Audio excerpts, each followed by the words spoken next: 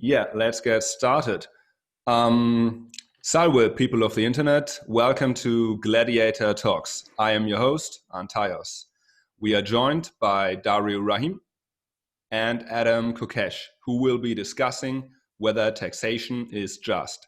The show is brought to you by MakeThemDebate.com, the platform that lets you create and crowdfund your dream debate. Let's just have a quick look at today's debate. So here we see the debate between Adam Kokesh and Dario Rahim. We see that three sponsors have crowdfunded $388. So we are a little bit above the minimum wage for today. And Hell yeah. Let's have a look at Adam Kokesh's profile. We see up here the debate between him and Dario.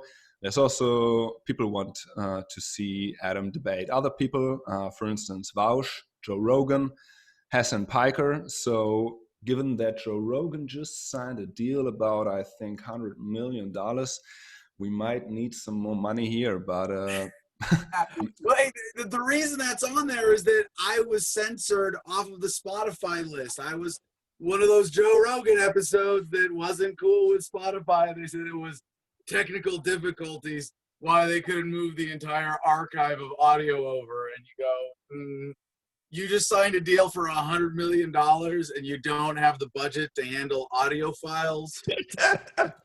Hey, listen, sometimes it's unforeseen circumstances, okay? I think everybody in this conversation knows better than to be so blindly accepting of what we're told. Yeah, I was making a joke. You need to take into account the worker unions at Spotify, because they are really pissed at Joe Rogan and they say they're going to go on strike if there's not more videos that get censored. I don't know which videos that are, but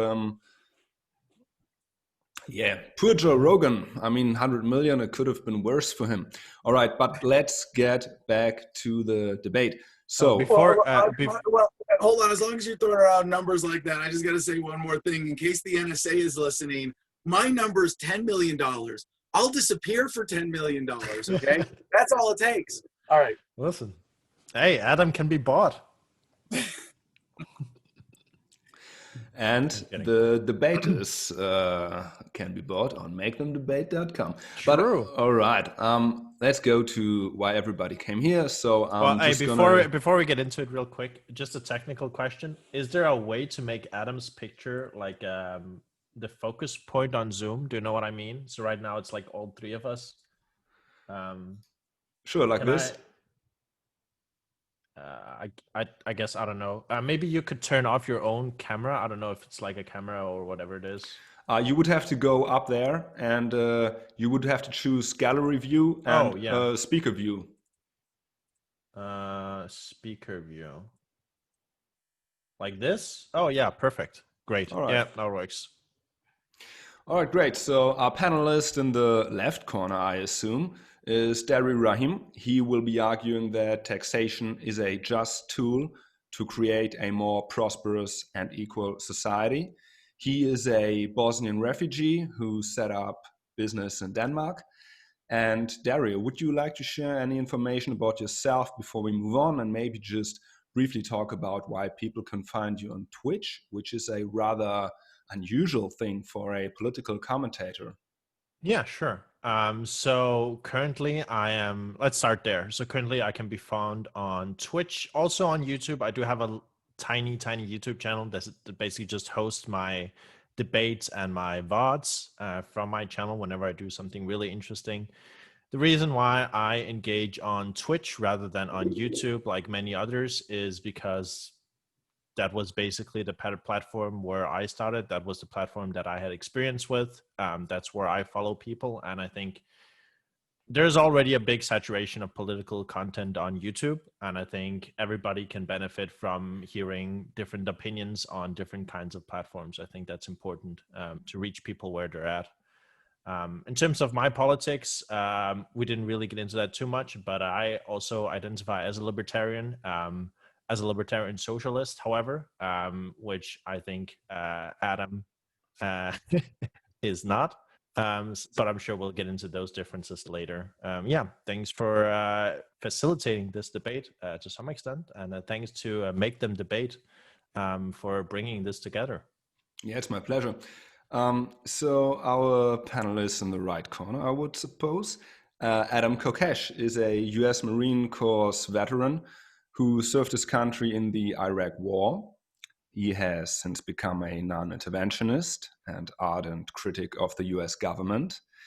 And Adam took the sixth place in the 2020 nomination for presidential candidates of the Libertarian Party. And he hosts the Libertarian podcast, Adam versus the Man, from Monday to Friday. So once I upload this video, you can check out the show links. You can check out the stuff of Dario and Adam there. And Adam, before we move on, could you tell our audience if you're going to vote for Trump or for Biden? No, when the choice is between Cheeto Jesus and the Kid Sniffer, I'm going to go with Joe Jorgensen, the Libertarian Party nominee, every time. I'm really excited that we have a principal candidate, and thank you for that gracious introduction. I would only vehemently correct one thing you said, which is that I was not serving my country in the Marines or in Iraq. I was serving bankers, politicians, and war profiteers. And I have come to be as anti-militarism as possible, and to reject all use of coercion or institutionalized violence as through the state. And I don't think that my views, as you'll hear me articulate, really fall on the left-right spectrum. I would say it's a complete rejection of the concept.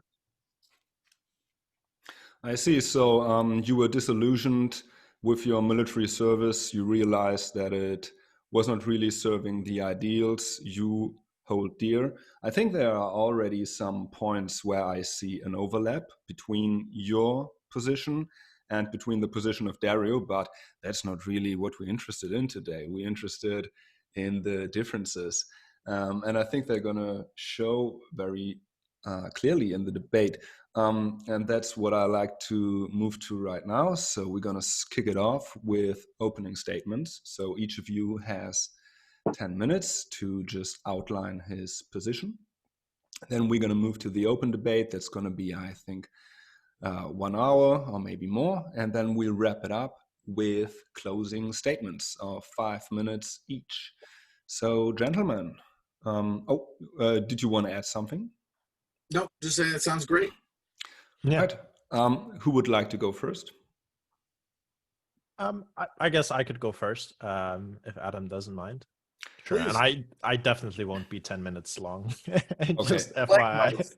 Yeah. But, okay, the clock is ticking. Floor is yours. Sure. So I guess many people like walking into this debate or like on Twitter and stuff, people sort of asked me the question of like, oh, taxation, is taxation just? Like, is it a just means? And people are like, oh, if you're a libertarian, obviously you don't like taxes. And I'm like, well, maybe we need to take a step back and sort of look at what is the like fundamental ethical principles and philosophical principles behind sort of the concept of taxation. And I don't think the answer is as simple as just, oh yeah, tax is bad. So I guess sort of to address the issue, we first have to ask ourselves a series of, I think, ethical questions. Because when we ask if something is just or justified or should be allowed, then I think we're asking a question that has a basic in morals and ethics. And I think first off, just to like define the terms, I see myself as a consequentialist. More specifically, I would consider myself to be a rule utilitarian, which means that I generally seek to create frameworks and ideas for society, which I think lead overall to the most amount of happiness for the most amount of people. And I think if a system or a rule no longer does so, I would amend it because the importance is not the rule, but it is the. Just give me a moment.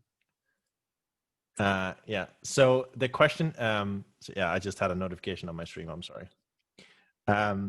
Yeah, the importance is not in the rule, but it is in the results that the rule provides.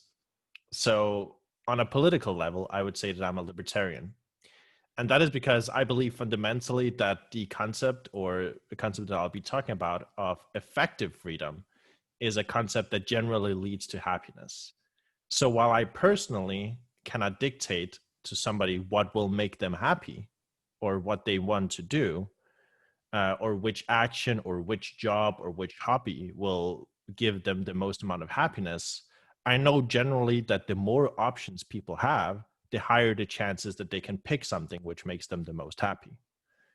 So I'm not interested in sort of in a more, what I would say is a deontological approach to happiness, where I just outline 2 or 3 negative freedoms and then I'm hands off.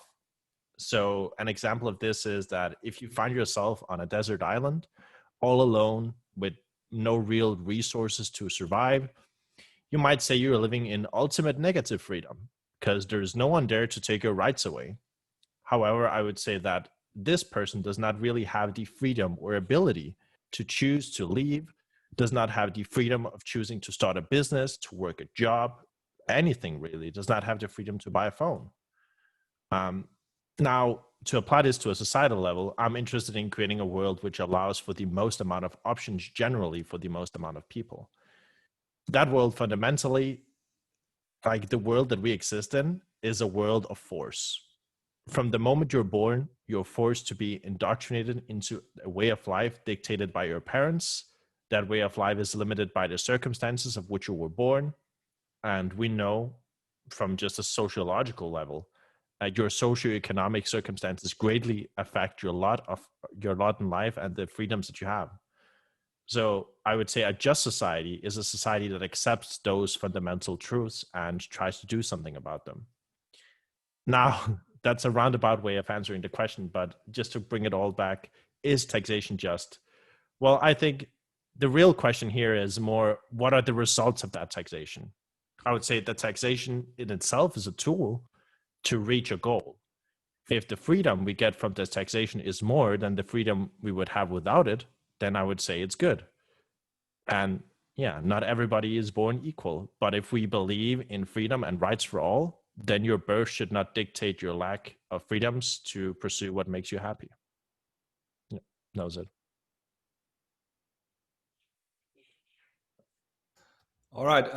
Yeah, thank you, Dario, for this intro. I see you identify yourself as a consequentialist and not a deontologist. I'm very interested to learn how Adam defines himself. So, Adam, the floor is yours. 10 minutes if you need them. Thank you very much, and Anteos and Dario. Thank you for making this happen. For everybody who chipped in and makethemdebate.com. It's really cool that we're helping a new platform. I'm planning on doing more of these and being available and active on that platform. If you want to sign up, please do it. This is a lot of fun. I enjoy these conversations. And I've come to a different attitude in a lot of these online debates. And I really do respect someone like Dario. You know, and I have, believe me, I have issues with the concept of libertarian socialism, although I think, in a way, my philosophy, or certainly not mine in a possessive sense, voluntarism allows for that. It really is at its core an ethical philosophy. And I believe that someone like Dario, anybody who calls themselves a libertarian socialist, is coming to this debate in good faith. You're not coming here, you know, shilling for some, you know, shadowy organization. You know, you're not trolling for the Russians or for the NSA or the FBI. Like, there are a lot of people who do come to this conversation really in good faith, identifying as libertarian socialists. And I first want to, you know, address this issue and why I think this is wrong. And it'll come to this issue of taxation in the state. And it's that, to me, libertarianism, and I think at its core, most definitions would include some respect for individual rights, ethics, a version of the non-aggression principle. And that's based on self-ownership, as an observation of reality that is an independent consciousness. You own yourself. And this gives us a framework. And you can look at this as deontological or consequentialist, and that kind of makes my argument a little different than what I had in mind. If it's like, all right, you're going to accept that the ends justify the means. Don't worry, I can deconstruct and destroy that position as well. But this idea of ethics, of self-ownership, and what that suggests in ethical applications, as libertarians describe it as the non-aggression principle, is don't hit, don't steal, don't kill, don't violate someone else's self-ownership, don't use coercion. What we seek as voluntarists, that's what I identify as first and foremost a voluntarist, that we seek a world of nothing but voluntary interactions where all human transactions, interactions, relationships are free of force, fraud, and coercion. And if you want to come at this from a consequentialist standpoint, you go, well, you still have to look at principles, like what principles get us to better outcomes. You can't just say, well, this sounds good, I like this, or, in this case, or apply whatever other subjective analysis.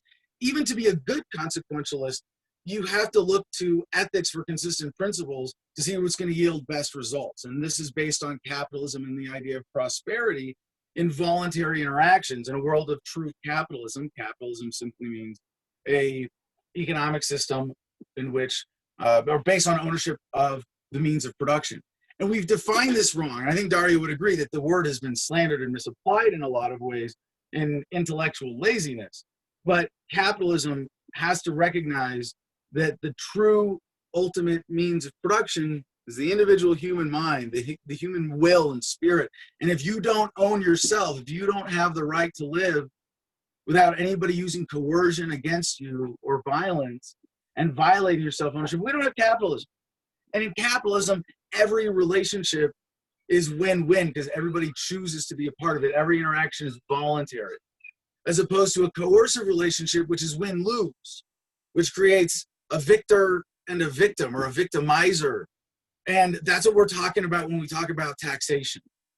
Taxation is theft. And I think, Dario's way of going about this as a consequentialist kind of avoids, I think what most of us as ethicists, at least people who want to respect ethics, would see as the primary argument against taxation. Does the state have the right to tax?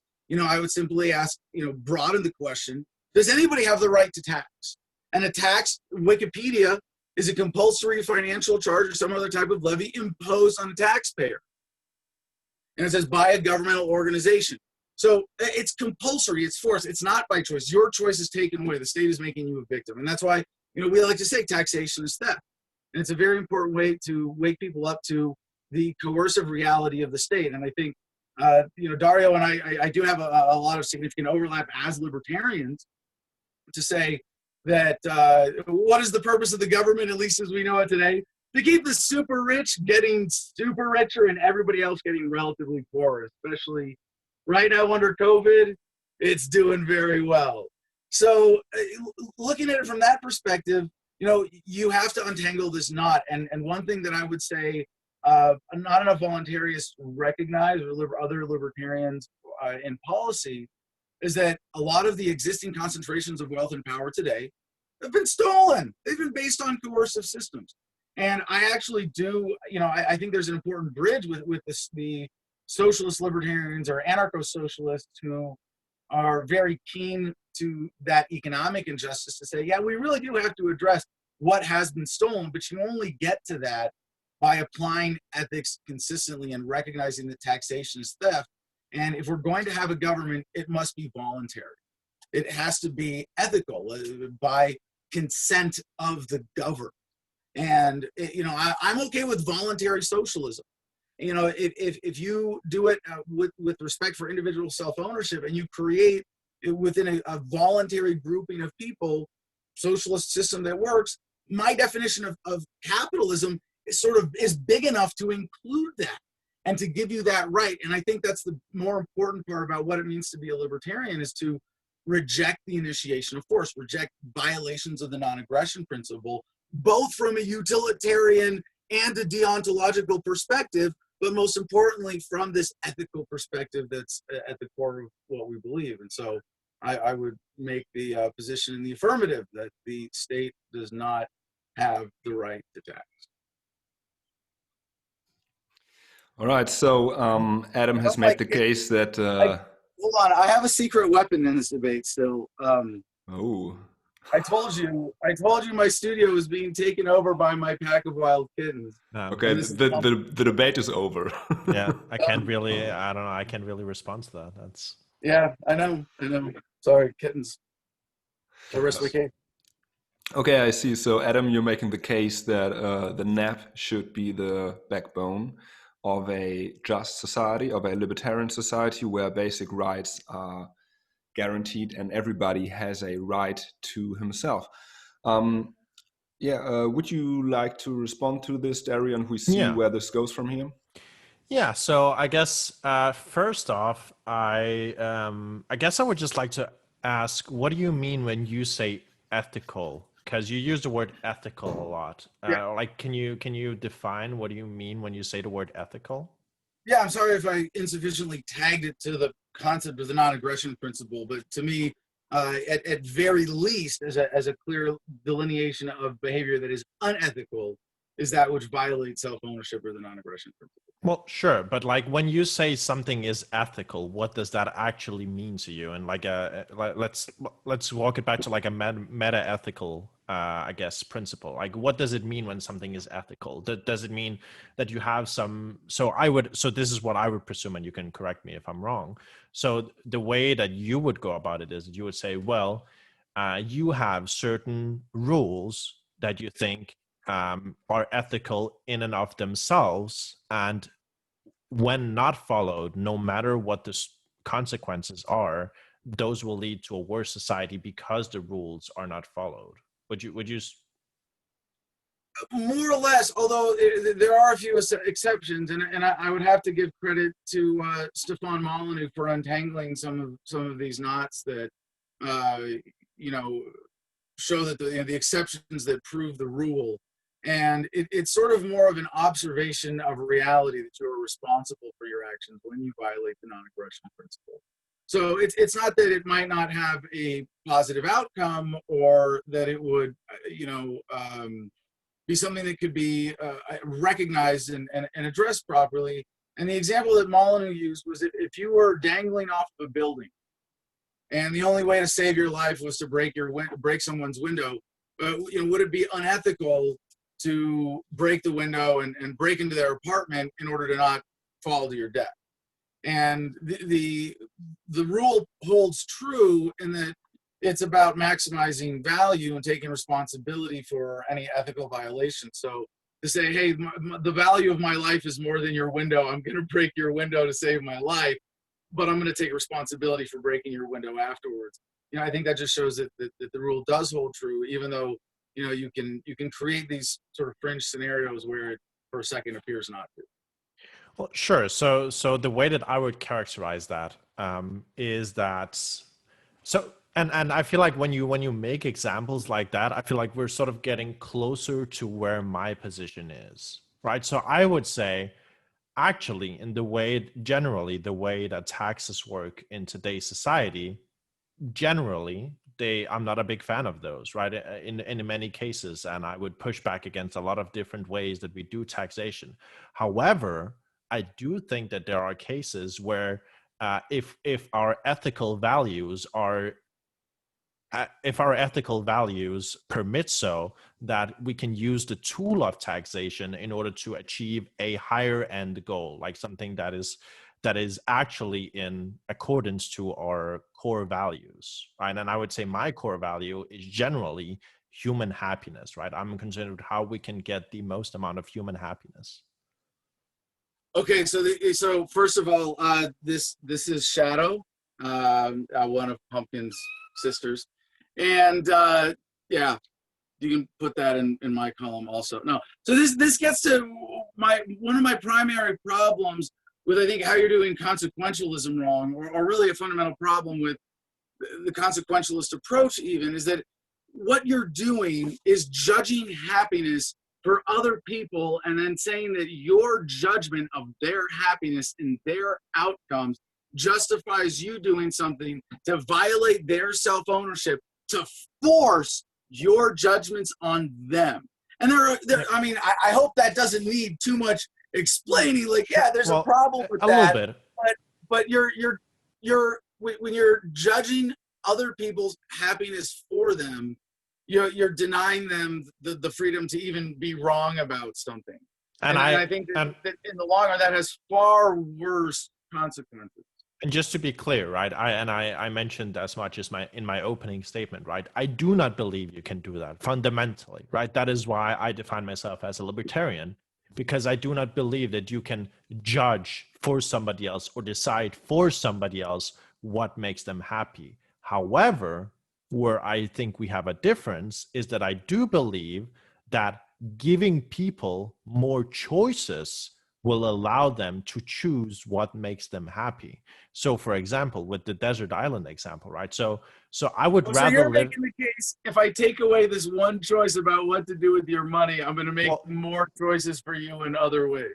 Well, yeah, but this is a very, like, I would say, a basic economical concept, right? So let's say you take away $1 from every single individual. Pooling that money, you can do way more with the pool of that money that each individual could do with that $1, right? Just basically, that's just economics of scale, right? That's economy 101. So when you're saying the importance is what you can do with your money, I agree, right? Because money is just an expression of currency or whatever it is that you have to trade for something else. So I would be more concerned with making sure that the money you have reaches further, or you can do more with your money, rather than the number of dollars you have on your account. Does that make sense? How do you but how do you, no, it doesn't. There's a huge leap in logic where you get from, well, I know how to spend your money better than you, and I'm confident that it will have better outcomes. Therefore, I can steal it from you, and I don't have to persuade you to give it to me, as in a voluntary market exchange. Well, no, it's not about whether or not I know better than you what to do with your money. It's just fundamental market economy, like literature, right? Like it's just no, because that's not what we're talking about. We're not debating the ethics of crowdfunding. We're not debating the ethics of GoFundMe and Patreon, where everybody can, at an economy of scale that is by choice, chip in $1, and there's no gun to anybody's head. There's no threat, and there's absolute choice. And then you see resources going to what people actually want, as opposed to what you want, or whoever controls the government or a central planner wants. So maybe I can ask you, centralization of the market versus decentralization, and again, even on the small scale of whatever, and we haven't even gotten into what you want to, like, what you're saying that would be justified, that could be done better in a coercive system, that with this stolen money, you're admitting that you're stealing it, that you're taking it from people, and you're just saying that it's justified. Well, I mean, I think generally when you're born into life, you are born into a coercive world, right? That's what I said, right? You're just existing in the world, and being born and being a child sets you up for coercion. The goal is to minimize that and to give people as much freedom as they can from, like, a consequentialist basis, right? To give the most amount of choice to people. You will never eliminate coercion, and you definitely do not eliminate coercion in your system. So what I wanted to ask you is, if you, let's say you have two choices, right? Either you can live on a desert island by yourself, free from any coercion at all, or you can live in, let's say, today's United States of America, right? Where you I'll let you punch me in the face for $100. Yeah, let's do it. Yeah, no, I'm not trying to deny that. I'm not trying to make some silly idealistic argument. I mean, I get your case from observation, but I think still that observation proves that systems that are superior to others in terms of cooperative systems are ones that are free of that coercion. That when you impose that coercion, you have all the problems of central planning. And this is smudge. This is another one of pumpkin. And listen, you're not gonna listen, Adam. You're not gonna win the debate by just bringing on kittens all the time. I know it's gonna convince the audience, but it's not gonna convince me. Okay. No. So fundamentally, so you answered that you would probably choose to live in the United States rather than on the desert island, right? Right. I assume. Okay, so what I'm essentially asking you is, well, in the United States, you get taxed, right? You lose some of your what you would consider to be like a negative freedoms or whatever. You're getting coerced in some extent, right? But you live a Well, better. I found ways out of most of it, and I Well, highly sure, recommend that everybody yeah, else does too. And I think that's you would too, right? I mean, you're not at all making the case for like the current tax system being anywhere near well, just. no, not at all, not at all. But what Not I'm, that but what anybody I'm has any obligation to pay any version or level of the American government. Well, I wouldn't say like I mean, if we're talking just about like systems that we advocate for, I mean, I'm not a big fan of the American state as it is, but I would want some amount of redistribution in society. Now, depending on how you want to frame that, that can definitely be a tax system, and I do think that you can, by pooling together resources, even if forcefully done so, can lead to better outcomes down the line for the most amount Okay. of people. Okay. So here's where I think my ethical framework provides a better answer even to the immediate challenge that you pose here. When you say that you're for some redistribution because they're like, and I'll say this, I'm for redistribution too. I'm for taking money from people who have gotten it by theft and giving it to their victims. This is the basis of my political platform of localization, of wanting to take the federal government through a bankruptcy, give as much of the dissolved assets directly to the American people. But when you talk about, excuse me, this idea now of a tax, being forced on people, again, what's the outcome? So I'm sorry, you were Sure. on another train. Yeah. So I guess I just have a series of hypotheticals that might actually bridge the gap between us, because I do think that we have a lot of agreement, and I'm honestly just curious where you stand on these things. So the first question would be, let's say if we could take $1 from every single person on the earth, pool it together, and somehow we could make sure that every single person has free access to food, free access to healthcare, free access to housing, just like fundamentally, like wherever they go in the world. Would you say that's a bad thing because $1 gets forcibly taken from everybody?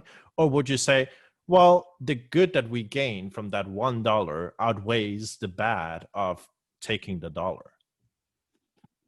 Yeah, I don't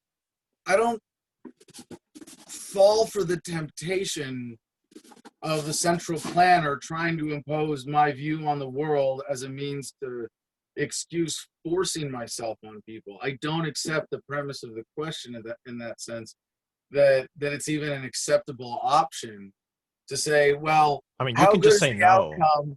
Like, I mean, it's like, is this person, happier? Would they be happier if assisted suicide was available? Well, therefore I can kill them. Like, no, like I don't accept the premise of the question that when you're deciding whether or not to do something unethical, if you can justify it by any fantasy outcome. Sure. I mean, just to be fair, I mean, you can just say no. Like, you wouldn't want the $1 to be taken, because this is what I presume your position is, right? That the taking is inherently unethical, and therefore no amount of good gain from that taking outweighs the initial unethical act, right? Well, you also present a fantasy of a crystal ball that doesn't exist, that you can Well, actually predict the outcome. And when you fall for this argument that the ends justify the means, you often find that unethical means yield unethical results. And if you say, well, I have the ability to steal this money from people, I mean, here's the ultimate argument from reality, is that even of the best intentioned people working for government, when you have an institution that has the right or the authority to steal from people, money is stolen from it. These resources are not used effectively or efficiently. yeah, And I mean, so again, even that utilitarian argument, really has to be rejected on its face, because you're bringing in this false premise that you have a magic crystal ball by which you well, can predict and weigh the outcomes. And you can't do that. yeah, I mean, You but have to look for principles to act in the moment, even as a sure, consequentialist.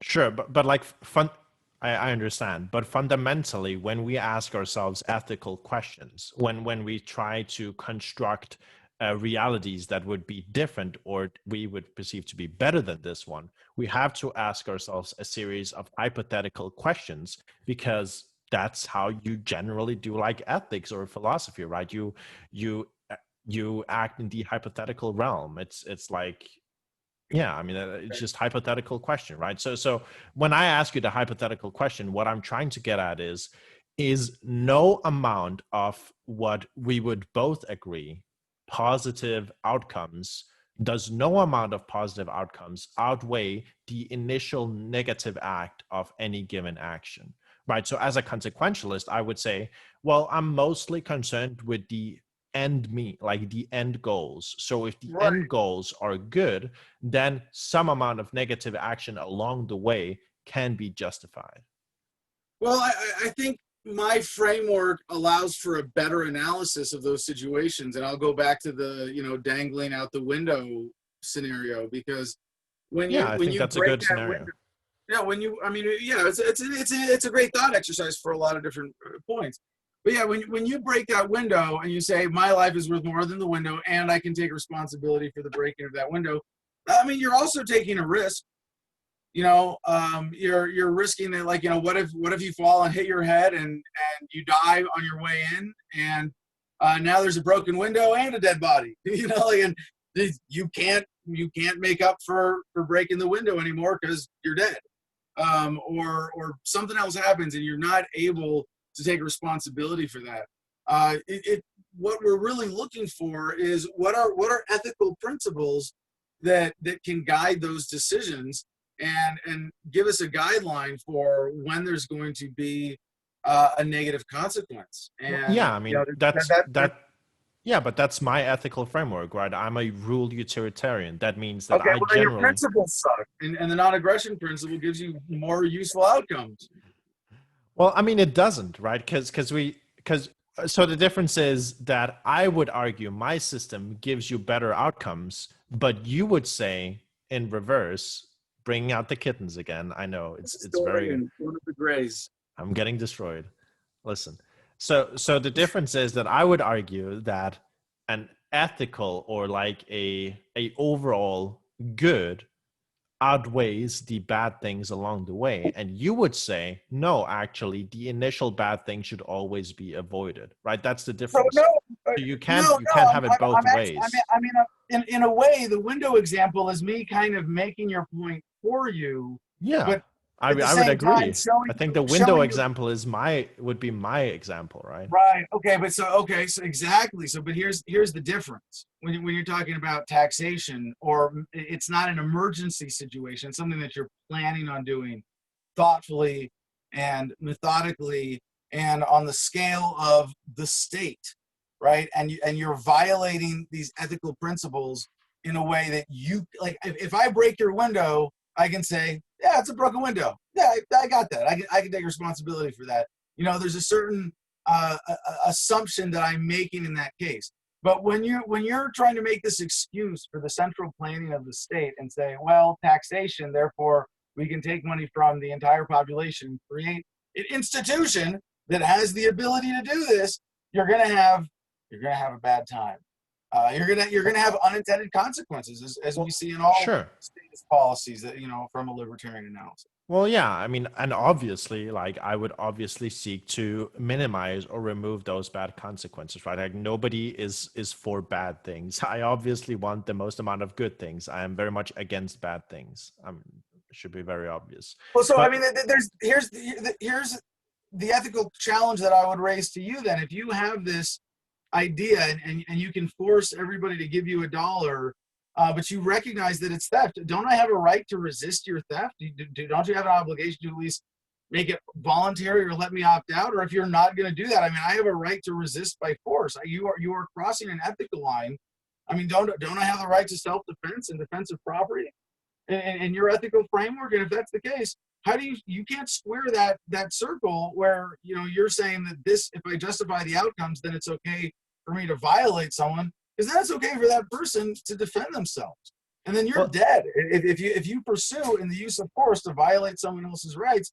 or you have to say, no, in the face of a majority vote, then your individual right to self-defense can be. Yeah, and I understand that. So I mean, we can get into sort of how you would determine these things, and that I think goes a bit more in depth. But I think on a more surface level, we can just ask the reverse question back, and I can say, well, in your system, in like in a roundabout way, you lead to more death and suffering, right? Because what if you're born into a situation where you don't own any land? What if you're born into a situation where you don't have the ability to create capital, where you don't have the ability to work in a way that justifies the things that you want out of life, right? Like, Right. and Well, this is again. I mean, people aren't born equal. I think you're unintentionally arguing a straw man here. I don't mean to accuse you of something disingenuous, but No, please, if you feel like, please explain. I'm not trying to yeah, misrepresent. no, because you're making an argument against me that you might make against a lot of ignorant or baby libertarians about economic disadvantages and access to natural resources and land use. And when you accept self-ownership, when you accept the non-aggression principle into your heart, when you apply it consistently and you ask the foundational questions of what gives you right to own land. Like I live here in Gardenia, you know, this was my mug, greetings from Gardenia, the Garden of Freedom, which will be a sovereign nation as of next year. I have 10 acres here in the mountains, and I had to buy it with government permission and get a deed and everything to get the existing authority to recognize my ownership. But what makes it really mine is that I've put up a fence around it. I've mixed my labor with the soil. I've claimed, you know, as an individual for a family homestead, 10 acres, a reasonable plot of land, you know, a piece of the earth.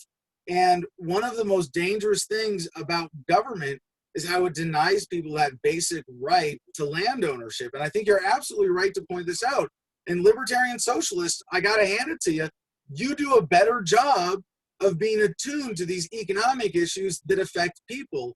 But I think still the answer comes from this consistent ethical position that acknowledges property rights and self-ownership, that says, you know, you don't have a right. Like, I can't go put up a fence around 1 million acres in Montana and say, fuck you, it's mine, I put up a fence around it. But that's what government does. And then we see people herded into cities, and we see all of the economic devastation that goes along with it. So in that sense, I'm with you there. But again, you know, if you want to redistribute wealth from the existing sources, it's not taxation. It's returning stolen property. We have other words for that. And having that fair, just, consistent, ethical system of self-ownership, of ethics, of property rights is going to liberate us from the unintended consequences that you would impose on us from creating an entity that you would have violate individual rights because of your centrally planned concept of happiness. Well, I mean, I understand where you're coming from, and I do think you have a lot of the right ideas, and I do share a lot of them, right? I think we see eye to eye on on prescribing many or determining many of the issues, like we recognize the issues. But I think your analysis falls short when we consider the inherent coercive natures of just living, right? Like just being born into a state where, let's say, you're born into a poor society, or you're born without land, or you're born without sufficient access to the things that will make you happy in life, and you're born without an easy way to make to grow food, to have housing, to all these things, right? Generally, you exist in a society with a bunch of different people, and I say, well, I'm not only concerned with the negative freedoms of the society that coerces you to, I guess, not be able to do certain things. What I'm also concerned about is the what some libertarians would call positive freedoms of not being able to effectively live in the way that you so choose because of the way that you were born, basically by random chance, where you were born, who you were born to, yeah, what kind of access you have to certain things. Sure. Well, I mean, there are a few things, you know, we can address there. The idea of positive rights, negative rights, and I think you trying to use the terms there, positive and negative freedoms. is Oh, yeah. really just another dangerous semantic way of creating an excuse to circumvent libertarian ethics. To say, to turn, something that's a need into a right that therefore gives you the authority or the right somehow to violate another person's self-ownership. Well, And I think that's just a dangerous blurring of those terms. And we really need to be, if we're asking, is it just, you're making the case that the ends justify the means. And I'm saying, no, ethical principles, and even by your consequentialist analysis, your principles are wrong. And so when you talk about being born into an unequal world, like again, that's kind of a straw man there, because I'm not justifying that. I'm not trying to say that the world is fair. All I'm saying is that if we're going to address it, it needs to be addressed in a way that's ethical. That you just can't violate basic human ethics. And I mean, this might scare you, but I would go kind of a step further in this. I mean, not only do you not have a right to steal from a rich person to give to a poor person because they're starving, but that you even if you can see that those funds are stolen, I don't think we should recognize people's illegitimate claims to property. But I'm generally a pacifist. If someone wants to put their hands on property and defend it by force, and they can individually, like, hey, there's enough wealth in the world, man. Like, I'm not going to let you say that 1,000,000 acres is yours when you can't even see the other end of it. No, screw that. And if we're going to say that, this car and this bank or this, these things belong to you, okay. But if you feel the need, like you have that pathological need to own property, and this gets to, I think, an even deeper part of this, and I'll go for the jugular here, and I've still got 3 kittens left, but your case here is ultimately is based on an inhumane perspective that denies people their humanity, not just in this ethical sense of denying their self-ownership and their freedom and their agency, but it takes us away from the possibility of the humane, compassionate way of addressing these problems through peaceful, cooperative, ethical means. And you're saying, no, jump to the coercive, deny people their humanity. Okay, no, just very briefly, I really like the direction in which it is going. I would just like to tie it back a little bit to the actual political situation in the US. So, Adam, you were mentioning that that you are fighting for taking back stolen property. And I think an argument that is often raised in the last days is that Afro-Americans have an unfair situation. They are suffering from systemic racism through slavery. So that was a violation of the NAP, and they didn't have self-ownership. And because of that, they had problems in accumulating wealth and in educating themselves. And what movements like BLM are suggesting is that wealth should be distributed, there should be reparations. So how would you address this demand? Do you mind if I go for, because Adam just spoke, do you mind if I go? Go ahead. Yeah, so I just really wanted to, because you said a lot of things there towards the end. I just want to address them first before we move on. So just quickly, the only thing that I'm scared of is your cats, okay? And that's because I'm allergic. So please don't attack me like that again. It's very dangerous. Very dangerous. So So in terms of like focusing on an ethical framework, the only thing that I would say is that I think my system like in a more superior way addresses the needs of like the human existence, right? Because I think fundamentally when you go hands off and you say, well, everybody owns themselves, but fundamentally, but we don't really provide for people in any kind of way, you're sort of assuming that society as it exists today exists in an equal way. But the issue is that society today is coercive, and the society that we live in is the result of thousands of years of oppression of different groups, right? So just being hands off isn't gonna address the differences and the oppression that has existed for thousands of years between different peoples, but isn't going to address sufficiently in a way the new people are born, and the way that when a child is born into this world, that child fundamentally doesn't own anything, right? So what I want to instead create is a world where everybody has the fundamentals covered, right? The base necessities to actually survive. And then apart from that, just give everybody the ability to do whatever the fuck they want with their life. Because I think fundamentally you have a better ability to do what you want if you're not hungry, if you have a roof over your head. Yeah, I guess if you want to address the other question now, or I don't know, So we didn't really agree to a format. Sure, no, about, you know, I appreciate the flow. This is a lot of fun. Apparently my kittens are well entertained as well.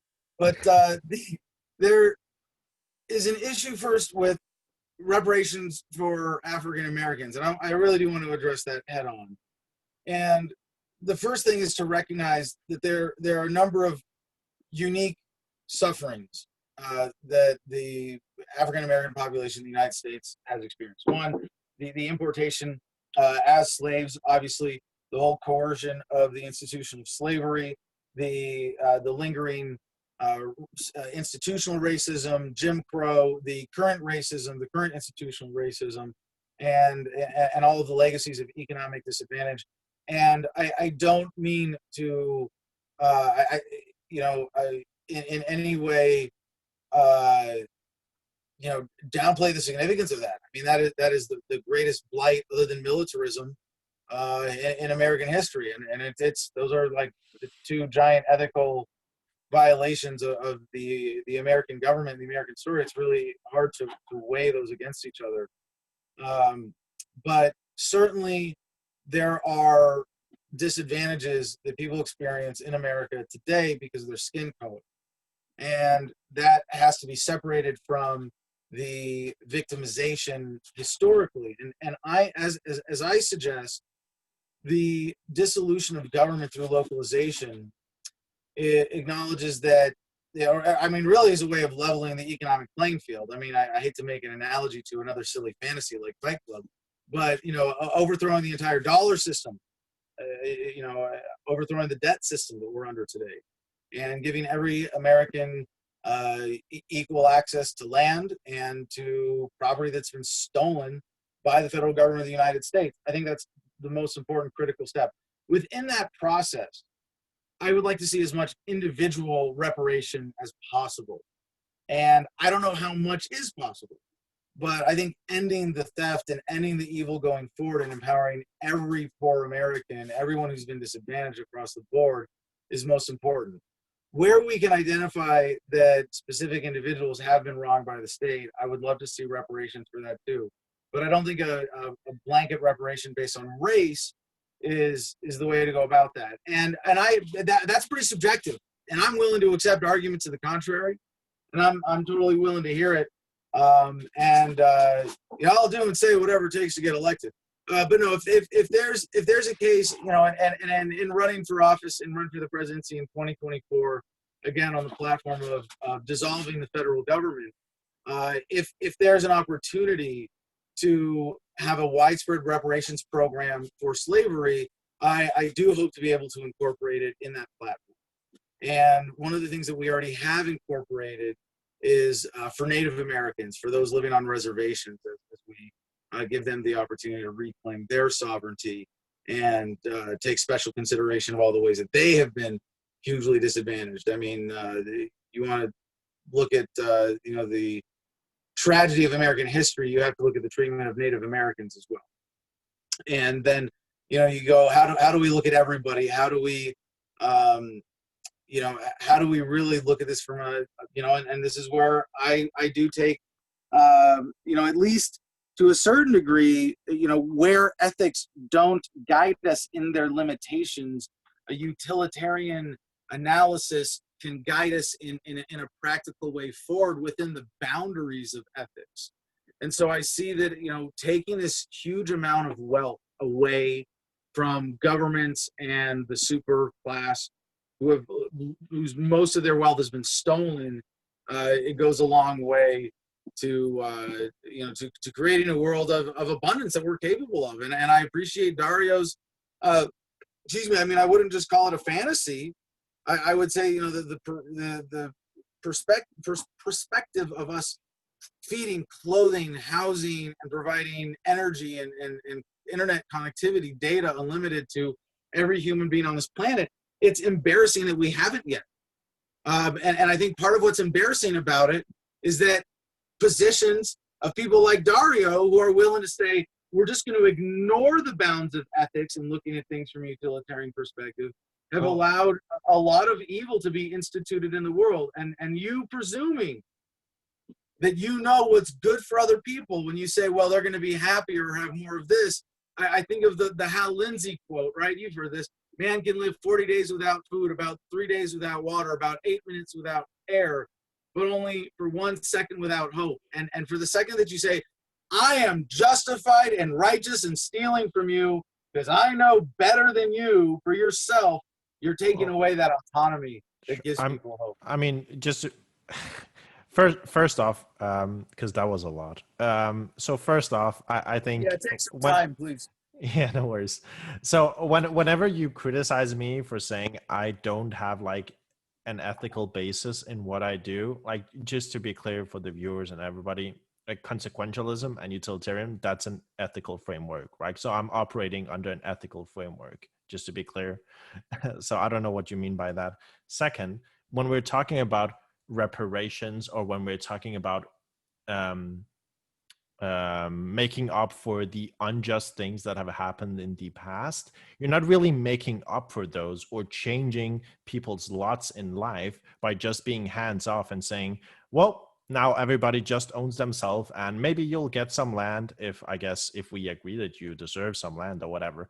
But generally, if people have been worse off for generations, their skills are gonna suffer, their education is gonna suffer, their wealth generally are gonna suffer. And just like saying, well, now we're gonna abolish the state and we're not gonna do any redistribution policies, so now you just own yourself, that's gonna lead to a lot worse outcomes for hold on, just to clarify, you know that's not what I'm saying, that we need to redistribute everything that's been stolen to every individual American is individual, like equally. Directly.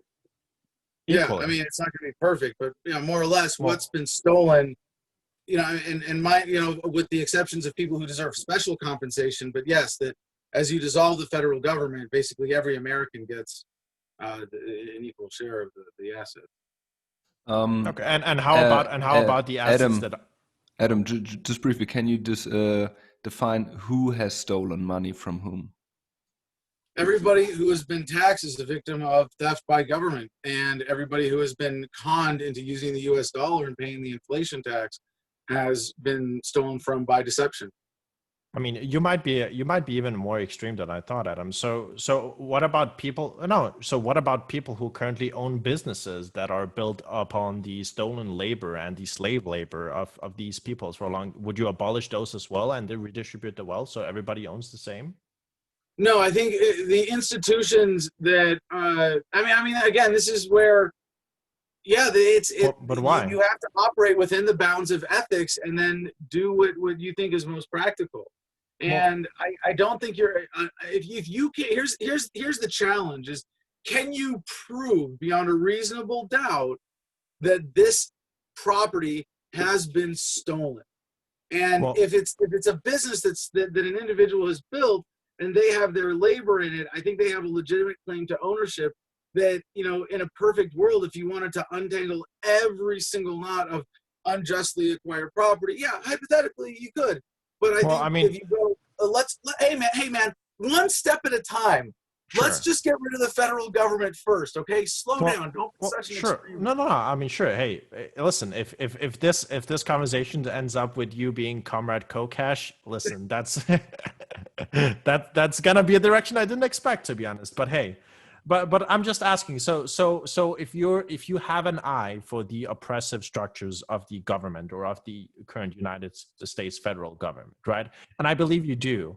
Then the question that I just have to ask is, why do we not also have the same eye for the oppressive structures of the different businesses that have built their wealth upon generations and generations of exploitation facilitated by the state? Why don't we say the I do. workers who have been so No, are we but abolishing it's all where private it's businesses? where is there hold on, it's where is there direct coercion?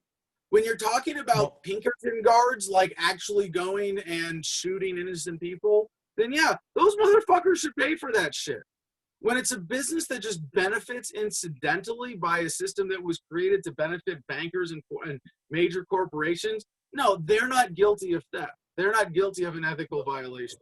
but okay, so but I'm sure, okay, so and I believe this is your opinion, right? So when the state facilitates a business to have like monopolies, or a state facilitates a business to operate under the regulations that exist, or promotes it, or gives it certain like tax benefits, or so promotes like the exploitation of people, then that business is an expression of the coercive nature of the state. So shouldn't that business who has abused these people for years also be abolished and their wealth redistributed to the people who have worked under it?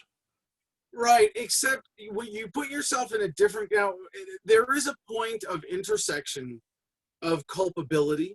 There's a separate category, as I described earlier, of businesses participating directly in ethical violations, and they should pay. There's the businesses profiting inadvertently, and they should not. And then there's the businesses that are actively bribing or getting government to do that or profit from this. But either way, the solution, when you don't have a clear ethical violation, is a peaceful response. And here, my answer isn't turn to government or create, don't become the monster you are chasing, but to condemn its principles, to condemn it in its DNA, and say there's a better nonviolent solution here. And the case is, when people wake up enough to support a better world anyway, they're going to stop using the dollar. We're going to see the dollar collapse. We're going to see a shift to Bitcoin. And that's the sort of real life Fight Club kind of erasing of the debt record that really is the ultimate redistribution, is to say, your claims to wealth based on dollars and corporate entities empowered by the federal government in the first place, yeah, just not a thing anymore. Well, We got a better system now. I feel like whenever you whenever you explain these things, I feel like we're this close to actually reach an agreement. And I'm just wondering, what is it that either from my explanation or like from your definitions that makes it unable like to reach that last percentage? Because I agree, right? I agree we should not seek to become what we just abolished. However, what I see and what I think is the reality that we have seen historically is that if you abolish the state, capitalism facilitates the ability for monopolies to exist, which will then de ipso facto become state-like entities, right? But they will just rule themselves. So like entire cities, entire what we now could call like states or like big areas would be ruled by companies rather than states instead. And I'm just asking you, why did we abolish the state to have our ownership be controlled by a company instead? Yeah, I'm sorry, I'm getting kind of sweaty here. It's getting a bit warm in my un-air conditioned space. But Pumpkin No here worries. wants me to tell you, wants me to say that the problem is that consequentialism is not actually a consistent ethical philosophy, and that's why you're willing to make this exception to violate ethics to fulfill your central planning fantasy, even though you see the same premises. Well, I mean, okay, sorry, one more thing I really would like to address in what you just said about like, well, without government you'd have corporate rule, and that's just flies in the face of reality where without governments giving corporations special powers, they wouldn't exist. But more importantly, and again, this really gets down to our core difference in approach, where you're willing to say, well, we live in a coercive world. We also live in a world with rape and murder and war. yeah, and we I'm should not seek to saying minimize that, not accept replace that, right? one rape with the rape of something else. Like, well, that's exactly what you're doing. You're replacing one theft with another theft and saying, instead of just returning stolen goods and respecting a universal standard of ethics, I'm going to create an exception to do this. And ultimately, it has to. Why does the government exist? But the fundamental, it's because people are willing to make the same exception to ethics that you are, and say, well, we'll tolerate this unethical thing if it has good outcomes for me. That's actually as far as most people take it. They don't go as far as you, obviously. Yeah, but sure, but if people support it if there is consent of the market. And what is it? The quote: the limits of oppression are prescribed by the tolerance of the oppressed. Whatever deception we will buy into, whatever injustice humanity will tolerate. And I think you would agree, in a sense, that for both of us, what is our mission as activists, as thought leaders? It's not to go around and steal $1 from everybody. It's to raise the consciousness. It's to make people think better, to think more aware of the consequences of their actions. And so if you get rid of the state and people want to empower corporations, they can. If they don't have to. But with the state, we don't even have that choice. You say you want choices. Well, I don't want to take that choice away from you. And listen, and we agree in like the state part. Like we both are not inherently fans of the state. Where I'm attacking you is the capitalism part. Because when I see the capitalist structures in place, first off, I don't think capitalism in the way that it is defined and like outlined in economic theory, I don't think that inherently works without a state, right? Because a state is there to basically prevent natural monopolies from forming, right? It's a body that regulates capitalism. That is like a core tenet of neoliberalism, right? It is that the state controls capitalism to make it more efficient, to make it where the economic literature says it can be the most efficient, right? And if you don't have a state to regulate, what's going to happen is that natural monopolies are going to form, right? There's going to be a monopoly on the roads. There's going to be a monopoly on the water, because that's just the most economically efficient thing to do, right? Like the more power, the more monopoly you have, the more wealth you can extract from the land, from its resources, from the people. Well, thanks for pointing out where you're attacking me, because I hadn't really noticed. But if you're attacking me on the position of capitalism, I think you're finally getting to a different point and revealing some of your misunderstandings about economics in these terms. And if you take the propaganda term of capitalism as like people who say, when Donald Trump says we have a capitalist system, you're really going to say, oh, well, then this must be capitalism. No, there's a dictionary definition of an ownership system or an economic system based on ownership of the means of production. And obviously, what I've shown is that it's not really capitalism, even by its own definition, and then its own principles don't apply if you don't have the respect for self-ownership. And what you're suggesting about capitalism is just entirely devoid of the concept of natural law and the basic natural reality of self-ownership and the ability of people to own property and to recognize the concept of property for other people. And again, you want to attack capitalism. What you're really attacking is voluntarism here. You're attacking the idea that all human relationships should be voluntary, should be force, fraud, and coercion should be win-win, and saying, well, let's have some relationships that are win-lose. There's nothing utilitarian about that. Okay. I'm really confused by your usage of the words utilitarianism and ethics, but I guess we can get into that a little bit later. I just want to talk about sort of the way that capitalism, in the sense of like a system which facilitates the private ownership of the means of production, right? A system that facilitates that. We have hundreds of years of economic literature which sort of shows how capitalism works, envisions how capitalism can work, and studies how it can work the most efficient, right? And it's very obvious if you look at the way that Amazon works. That's like me looking at Russia in World War II and saying, look, this is how socialism works. That's a very intellectually disingenuous position, and I will not stoop to that level in analyzing what you propose perhaps as voluntary socialism and say, well, Stalin called it socialism, therefore we know how this turns out. Sure. No. Okay. So do you have you heard the term economies of scale before? Of course. Okay. So do we agree that the more fundamentally, the more resources you have, the more resources you can generate, but not in a linear sense, but like in an exponential sense in the society we exist, right? That's the And that's concept why of people should. That's why we need to make sure that we have ethical guidelines for creating the means for people to cooperate on these large economies of scale, well, and yeah. make sure that we don't accept any means justifying the ends arguments that would allow someone to pervert that process for individual gain. Well, sure, but this isn't like we aren't even talking ethics right now. What we're talking right now is just fundamentally how capitalism works, right? How capitalism works is that the more resources you have pooled, the more resources you have at your fingertips, at your disposal, the more wealth you can generate, which is why naturally within capitalism, monopolies form, right? Companies Well, I go mean, there might together. be there might be some exceptions to that. I mean, I'm thinking. I mean, I'm not up on all my Econ 101 textbook examples, but adding, a piece of equipment to a factory that allows you to uh, accelerate production might have an exponential effect in that sense. But if you're talking about Yeah. producing wood from acreage of trees, you don't have the same.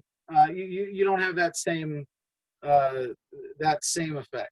Well, So sure, but like also also very like fundamentally this like there is some caveats. I will give you that. I think generally for maybe stuff like software development for things that aren't necessarily like tangible, I think there's like some arguments to be made. But for things that are like natural things like roads, like just owning natural resources, producing energy, these things are very much subject to monopolies, right? Because not sure, everybody well, has access to those. We don't have infinite amount of earth, we don't have infinite amount of water, and these sure. things are Well, going to be so controlled by single entities in your society, and right. those So single we entities are going to oppress people unless right. they do whatever they Well, demand. unless you don't have a government there preventing competition, and this is where I think you can throw around the term monopoly is a bad word, but I played Monopoly as a kid. I have more of a positive connotation with the word. No, but it's Monopoly like is the worst game ever. Actually, everybody will tell you this. Okay, dude. maybe my family was just weird like that. We actually enjoyed playing Monopoly with each other. But Jesus Christ. This is why all of your bad opinions have formed. I mean, that was a softball for you.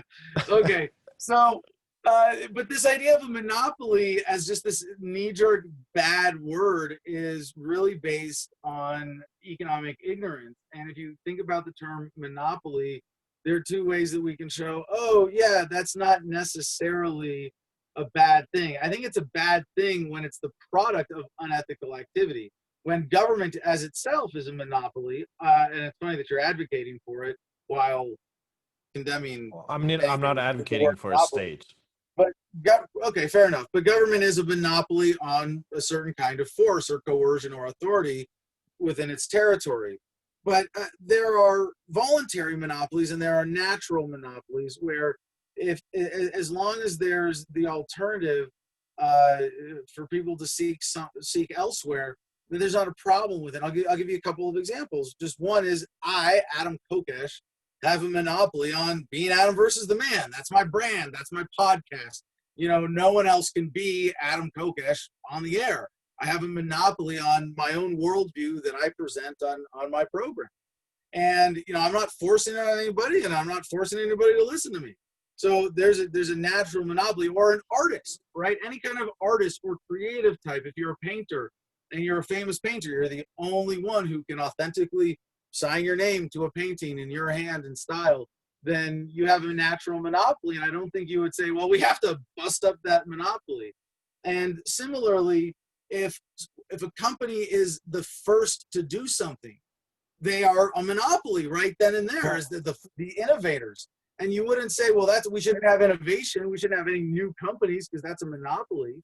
And you have the opportunity for competition. So in the rare case that you present, which I think is a plausible and in some ways perhaps, hey, if we go, oh yeah, roads, those things that we used to use for driving, someone wants to maintain them for recreational purposes. Okay, I that's mean, one we company still that use wants to deal with roads. that now. No, we're talking about in this future of actually a real a free market without coercive governments, perverting it into corporatism. It's funny because you look at America and it's like we have a socialist government. There are 10 planks of the Communist Manifesto. All 10 of them are partially or fully in effect Before with the going United off States federal government.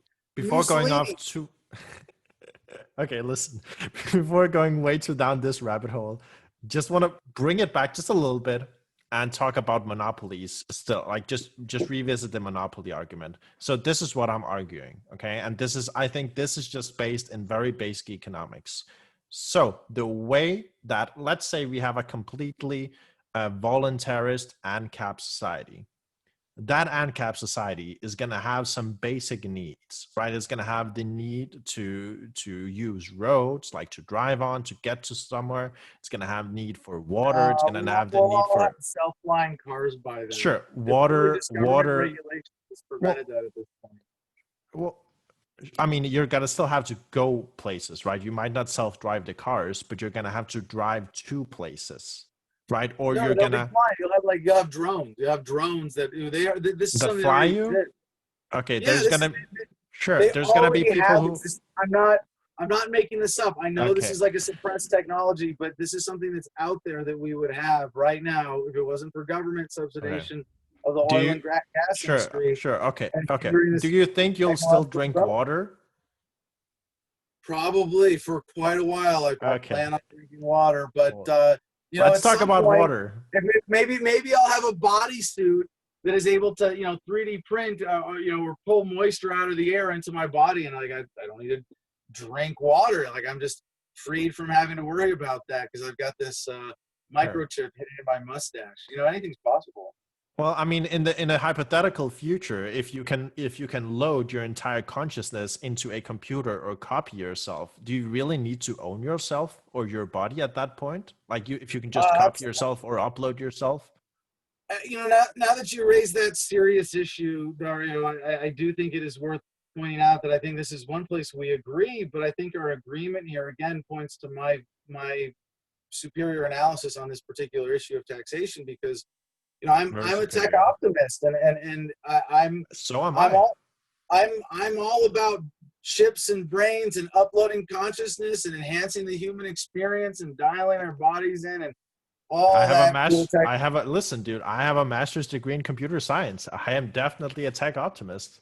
I'm just afraid that we get this technology while government exists. Then it's going to be. Hey, I completely agree. I think one of the fundamental roadblocks to progress in society is the ability for not only governments, but also like single company entities to own all of the technology that exists, right? So like if you just look at the biggest companies in the world, all of them have huge resource and development agencies under them, which are rapidly developing AI technology, right? And AI, as somebody who is a tech enthusiast, I would hope, knows, that's like an arms race, right? Once you get to actual AI, you're gonna have so much wealth that anybody who don't really own that technology isn't going to have access to. So what I'm mostly concerned for is the ability for us to make sure that when we reach that technological milestone in human society, that technology is owned by the people and not a single government and not a single company. So maybe our fears describe our differences pretty well in this case, right? You're afraid of lack of access.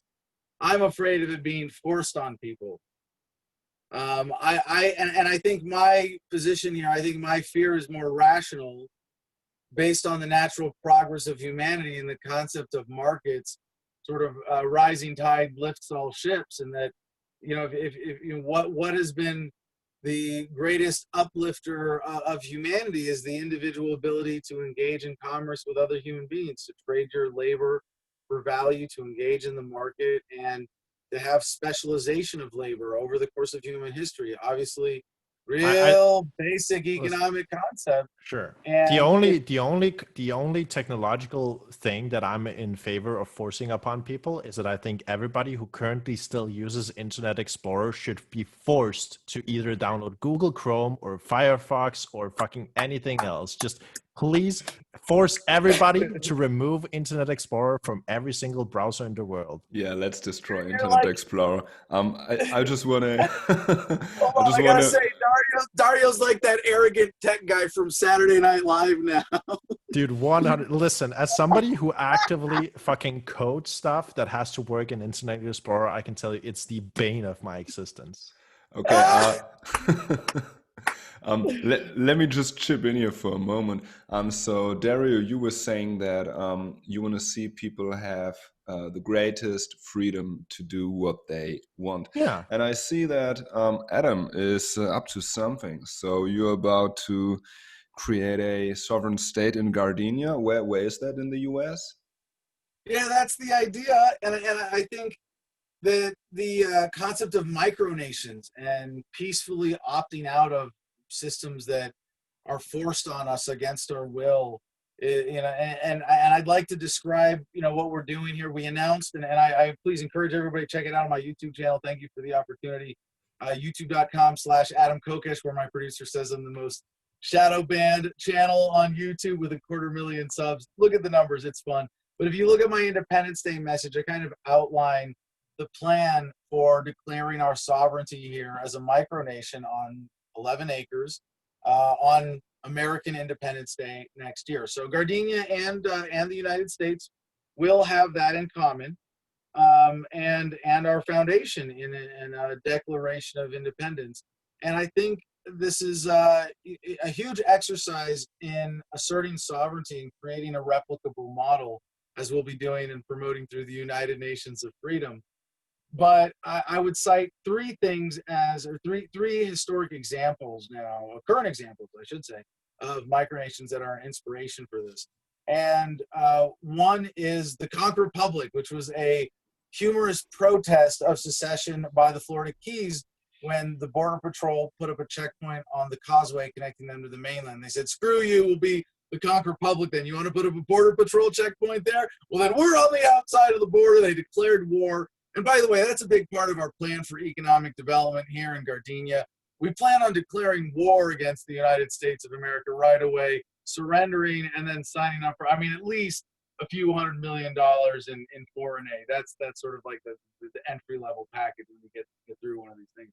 But then there's a more serious example with Molossia in Nevada, but it's still more of a sort of comical or symbolic assertion and a lampooning of the state and exposing that, like, why does the federal government have authority over America? Because their ancestors said so and enough people agreed. Well, we disagree. I own this land. My wife and we own this land. It's ours. We're saying we're not going to be a part of this anymore. And then Sealand, which is a British example where they had a seaport that was outside territorial waters that had been occupied by non-military people who claimed it successfully as a sovereign state, and for decades, for the most part, been left alone and actually functionally operated as a sovereign state. So I do think it's a combination of those things. We are certainly universally committed to nonviolence with this project. Wait, I thought you said you were going to wage war against the U.S. No. We're going to declare war, not wage war.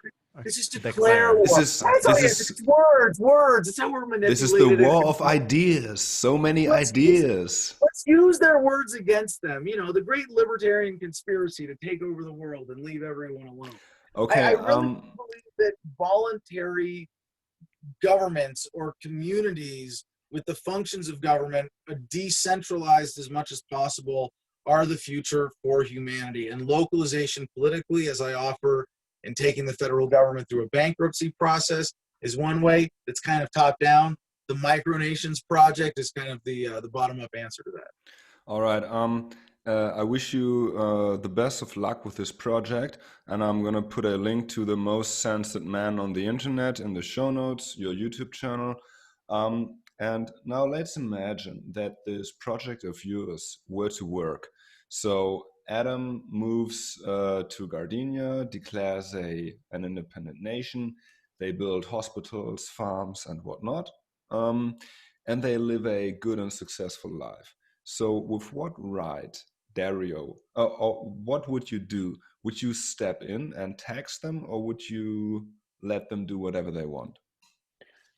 I mean, depends on what you mean by taxation, right? So generally, I would say generally. So I won't outright dismiss whatever Adam has going. I think again, I'm a consequentialist, right? So generally, I believe that if whatever Adam has going for him, right, if that generally does like increase the amount of happiness and freedom that those people who live there have, and it doesn't really interfere with the freedoms of like other people around him, I don't really see any issue with that. However, again, that's not generally, I mean, I'm not generally against like localization or like localizing government or like localizing politics. I'm very much pro that. I think we see eye to eye there. The only thing that I'm really concerned about is making sure that every single human being has, from birth, like just by virtue of them being a human, the access to be able to do as much as they humanly can, right? That they not be gated by the circumstances of which they were born, and which nation they were born in, or which parents they were born to, right? That's really all I'm advocating for. And I think generally some amount of redistribution has to occur for that to happen, because when you're born, you don't own anything. So fundamentally, I think for everybody to be able to achieve the most amount of effective freedom, somebody has to receive something from someone. Now, you can say that should be given voluntarily, but if it doesn't, if people do not get that voluntarily, then you're basically just leaving people to die.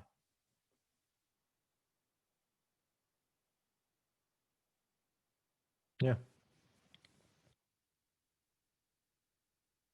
Are you still with us, Adam? Adam, are you with us? I was just leaving Dario's argument to die. You were what? I was leaving your argument to die. Oh, okay. Well, so I mean, I think the I think, listen, Adam, if what you're building is a nation of kittens, I think many people would want to come and live there. I definitely think the kittens have a right to life and a right to prosper alongside you. And I think if you were building like a trailer with you and 100 kittens, I think that's probably going to work out pretty well for you and the kittens. So I do think, listen, judging by the happiness of the kittens you brought up to the screen, I do think the kittens seem very happy in your company. So I think I'll give you that. I'm glad our happiness spares you forcing yourself on us. True. But I'm just saying, I wouldn't necessarily trust you to have commanding control over other human beings. I think that's stretching it a bit too much. I don't think anybody should. That's the point. Well, I mean, that's the concept. And I agree, right? But I just extend that to companies as well, right? I don't think companies should be able to have control over human beings as well. So, I mean, I agree with that, but I think you don't agree with that. That's the issue. Well, I mean, this opens up a whole other can of worms in the socialist argument, and it's full of worms as a rotting corpse. And it's this idea that corporations have you ever tried eating insects? It's actually pretty good. Have control. Oh yeah, I'm all for that. Yeah, absolutely. As a survival mechanism, totally. Yeah. Well, I mean, these cats, the reason they're special is they're scorpion cats, and Mama Cat is here right now, and she can catch and eat a scorpion alive. But as to the holes in your worm-riddled corpse of an argument here, this idea that a corporation controls you because you have an agreement with it for a job is ridiculous. If a government limits your options and is controlling you in such a way that gives them undue economic advantage and leverage in that relationship, absolutely, that needs to be addressed. But look to the root of the problem.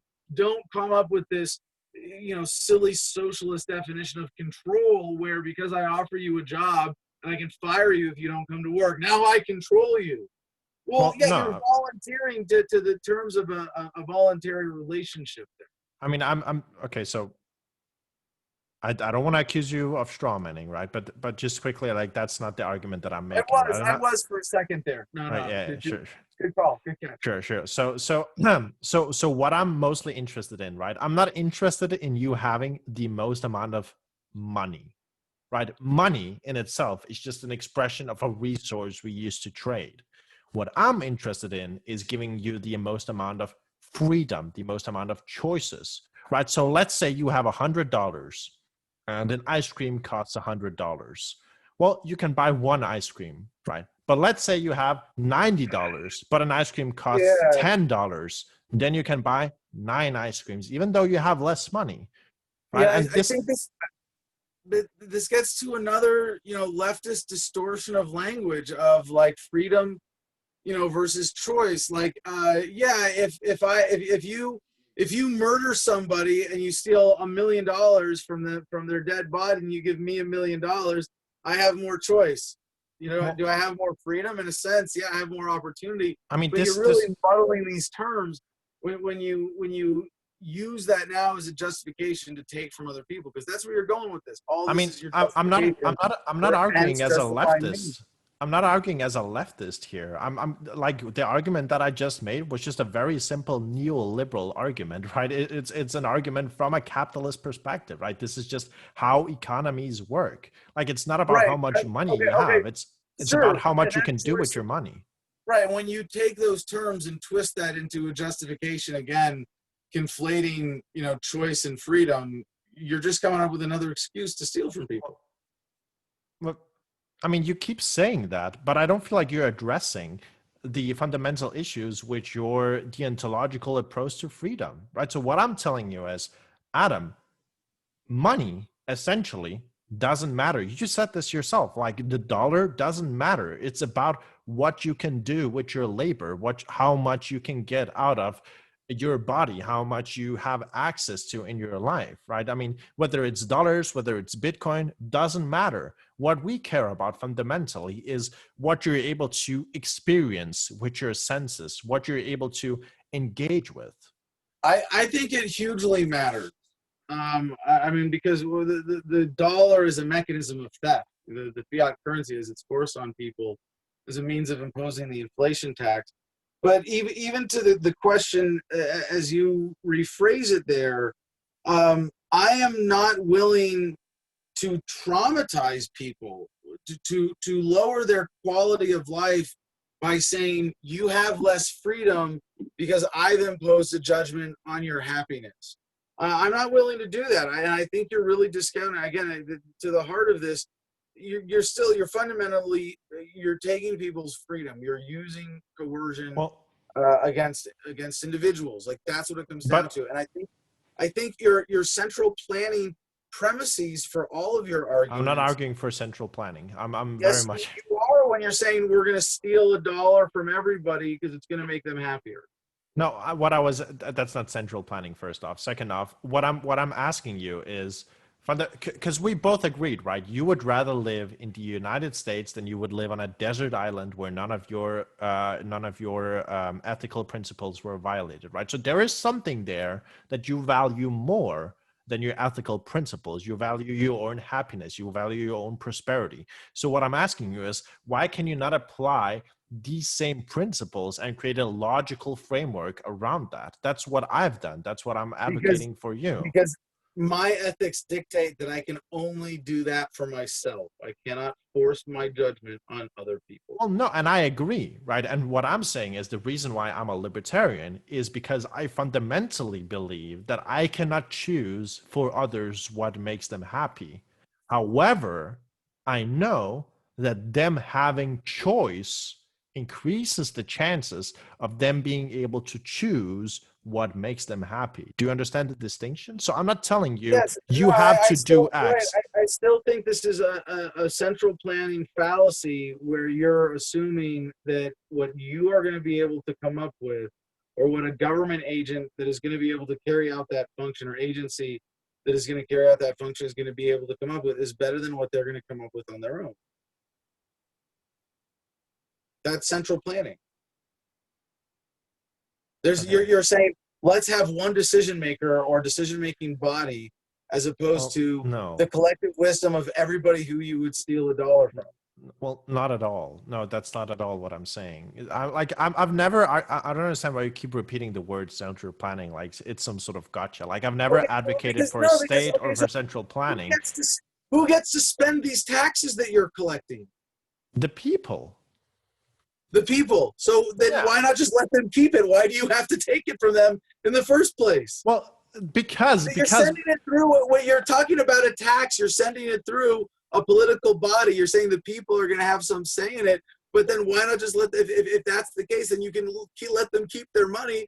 And the way because that not they have their say in because it is you put up a GoFundMe, you put up a because not crowdfunding thing. You don't get to because not steal from everybody people. has access to the same resources, Adam. You know this, I know this, right? When if you're born into a poor family, if you're born with a certain skin color in the United States, you don't have access to the same resources that everybody else does. What I'm saying is we can equalize that to create a society where everybody fundamentally has access to the same things, and So you agree with that. I'm all for You achieving I know. that in a I know. voluntary way. You're for achieving that in a coercive way through taxation, But which the issue inherently involves a central planning element that denies the decentralized wisdom of the market of everybody making choices on their own. But the issue is that if at the very least you don't decommodify certain aspects of life that are fundamental needs to every single human being, then you will constantly be coerced by your need for these resources. And these resources in your society will be monopolized by companies instead of states. And what I'm saying is, I'm completely with you on the point of abolishing states because of the coercive nature of them. I'm just curious why you don't apply that same logic to the systems that will replace them. I do, absolutely. The question is, why don't you apply the logic of what you're condemning those businesses for is for that coercion? Why is that okay when the people do it in the name of a taxation and government? I mean, you took to get back to the premise of this debate, the thesis is that the state has the right to tax. You are saying that Well, the state has the right to tax, and then you're getting around it being a central planning thing by calling the state the people. well, I mean, the state having a right to tax is a tautology, right? Like the state tells you what your rights are, like in the framework of the state. But however, in the more broad sense, like is taxation No, just? no. My humanity or my God tells me what my rights are, not the state. Okay. Well, I don't believe in a God.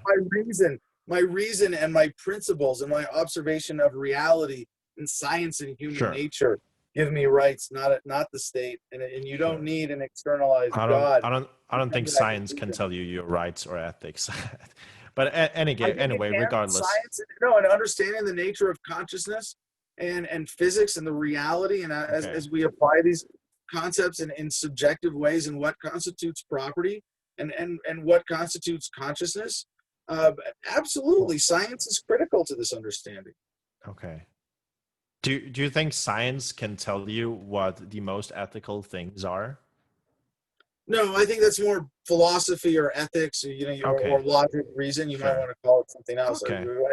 But in a Sure. sense, you could, if you define science properly as by the methodology of science, of a means of discovering truth, then yes, I mean it is a form of science that I think we apply as social scientists from your utilitarian approach that leads us to these core principles of ethics.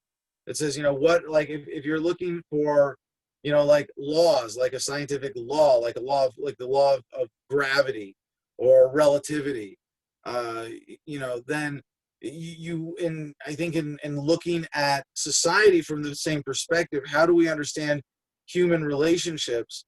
How do we understand human society? Being able to apply that same methodology and the rationality of science to say, is this?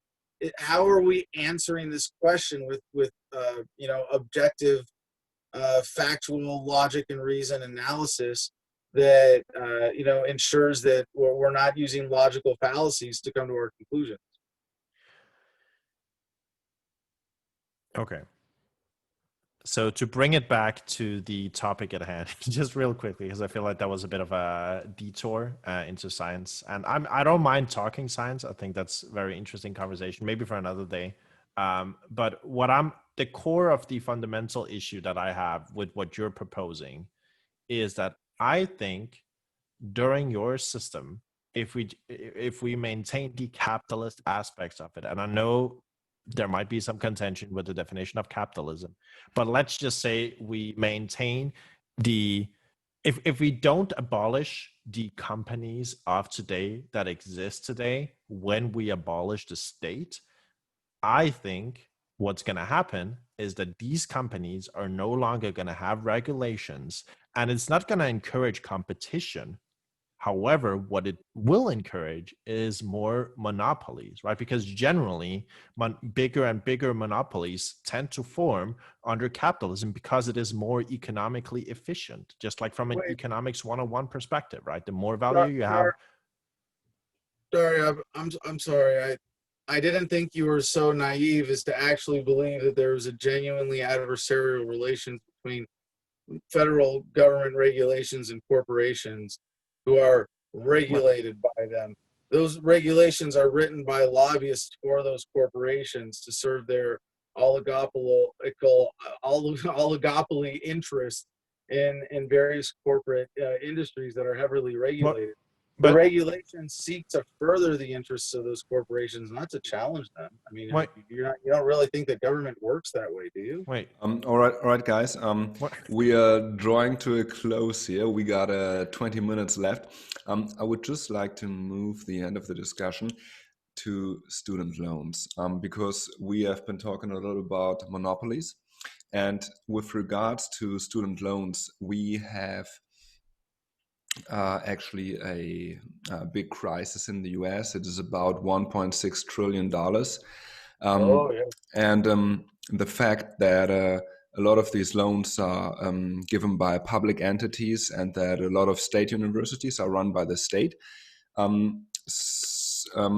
makes a lot of libertarians like Adam argue that if the state intervenes in the economy, it is going to cause distortions and it's going to lead to inefficiencies. So, what would you say to this, Dario? I'm sorry, can you repeat the main question? If this. Yeah, the argument is that if the state intervenes, so you are arguing that the state should pool money to be more efficient, to do away with private monopolies, and to um, give more efficient services. But if we look at the student loan sector and at the universities, we actually see that a lot of students um, exit university with debts like $200,000, $300,000, and it's very hard for them to find a job. So people are talking about this as a bubble that was created by the state. What would be your answer to this? Well, I mean, depends on what you're looking for as an answer. So the way that it works right now in most Western societies is that education is heavily subsidized by the state, and for good reason, because more educated populace grows the economy more. I mean, it's just very basic. Like, you want your people to be educated. Of course, you want people to have like all kinds of different jobs under capitalism. You want some people to be managers, you want some people to be engineers, you want some people to be just um, untrained workers or whatever. And like all of these things have to be facilitated somehow. So when the government invests in its people through like education subsidies or through like debt management or giving back like student loans or even free college or even free education, it is essentially an investment into the future of the country or like the future of the world, right? You're giving people the ability to multiply the value that they can generate. So, I mean, I guess in terms of like what the like is would it be good to forgive the student loan debt? I guess by the students? Yeah, I would say so. I mean, I generally don't think that in the societies that exist today, I think if we look at the economic literature, I mean, spending money on educating people is basically an investment. And it's a really good investment. I hope that was sufficient, I guess. Yeah, well, I think this idea of it being an investment and therefore a good thing, is not, obviously has to be weighed against other investments. And when government comes in and says, let's tip the scales, then the natural balance of meeting human needs, if you're in a hurricane and you need bottled water and you have $20 on you, don't put that in your kid's college fund. Buy them some water. Not every investment needs to be weighed against immediate needs, and so that whole thing is hugely distorted by government intervention in the education industry. But the technology that we see now is liberating us in so many ways from all of this overpriced, centralized education.